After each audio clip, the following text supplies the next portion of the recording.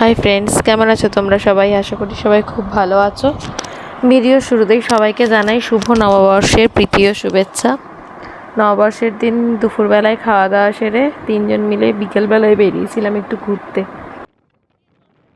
এদিকে মাম্মামকে আমি বলছিলাম, মাম্মাম একটু সবাইকে হাই করে দেয়, আর ও এত দুষ্টুমি করছে, বলছে না আমি আজকে কাউকে হাই করবো না বলে বারবার মুখটাকে লুকিয়ে নিচ্ছিল। কোথায় যাচ্ছি সেটাই তো এখনও তোমাদের সাথে শেয়ার করা হয়নি। গেছিলাম আমার ননদের বর একটা বার কাম রেস্টুরেন্ট ওপেন করেছে পায়রাডাঙ্গার কাছাকাছি, NH-34-এর ঠিক ওপরেই।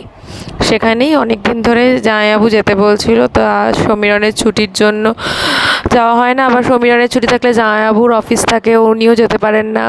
সেই কারণে দুজনের সময়ে ম্যাচ হচ্ছিল না বলে যাওয়া হচ্ছিল না। তা সেদিন দুজন মানে ননদ, সরি জামাইবাবু আর শালা দুজনেরই ছুটি ছিল বলে তাই আবার যাওয়া হলো। ভাবলাম যে ঠিক আছে, নববর্ষের দিন বাড়িতে বেকার বসে থেকে লাভ নেই, যাই একটুখানি ঘুরেই আসি।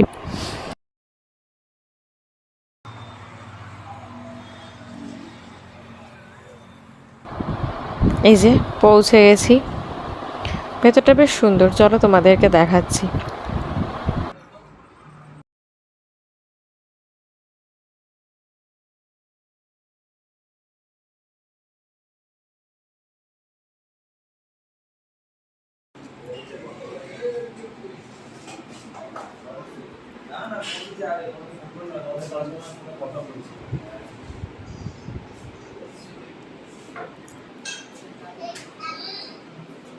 আমার মাম্মাম পৌঁছেই দুষ্টুমি শুরু করে দিয়েছে, বারবার যাচ্ছে আর মৌরির মধ্যে যে মিষ্টির টুকরোগুলো থাকে সেগুলোকে তুলে তুলে আনছে।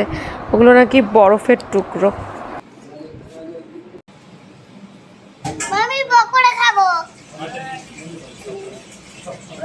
ওখানে গিয়ে আমরা দুটো আইটেম টেস্ট করেছি। এটা হচ্ছে সুইট কর্ন চিজ, এটা বেশ আমার ভালো লেগেছে কারণ এটা মিষ্টি মিষ্টি খেতে ছিল। আর মামামেরও এটা খুব পছন্দ হয়েছে কারণ এটা একটু বেশ মিষ্টি ছিল, বাচ্চা মানুষ তো ঝাল তো অত খেতে পারে না।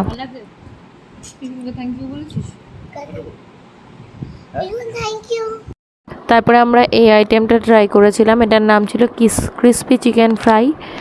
যেমন নামটাও ছিল ক্রিসপি, খেতেও ছিল প্রচণ্ড ভালো। আর এটার সঙ্গে যে চাটনিটা ছিল সেটা দারুণ ছিল। তারপর খাওয়া দাওয়া সেরে আমরা সবাই মিলে একটুখানি গল্প গুজব করলাম, তারপরে আমরা ওখান থেকে বেরিয়ে পড়লাম। ব্যাস, নববর্ষটা ভালোই কাটলো। আর জামাইবাবুকে একটা বিশেষ ধন্যবাদ, এত সুন্দর একটা সন্ধে জামাইবাবুর জন্য ওখানে গিয়ে আমরা কাটিয়ে আসতে পারলাম।